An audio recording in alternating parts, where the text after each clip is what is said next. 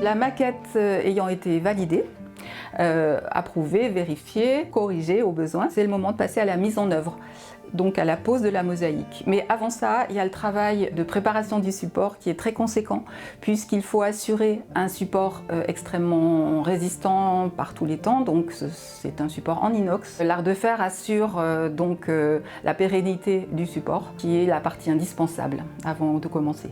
Voilà, donc le support est prêt, je peux commencer à travailler, mais comme cette feuille mesure 3,50 m de hauteur, vous imaginez qu'elle ne peut pas être réalisée d'un seul bloc. Elle a été compartimentée en 5 parties et je travaille chaque partie en utilisant beaucoup de calque pour que tout corresponde.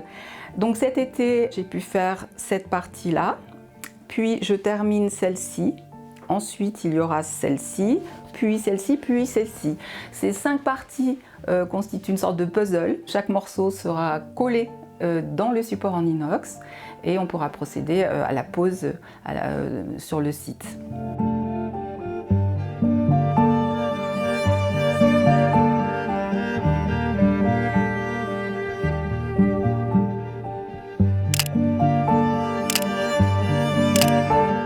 Il s'agit de suivre la maquette quasiment au millimètre pour que tout se corresponde.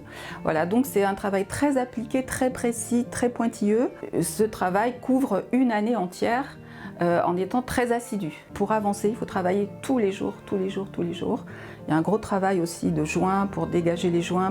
Il y a des choses qu'on ne voit pas. Ça aura l'air tout simple une fois installé, mais en amont, il y a beaucoup de travail.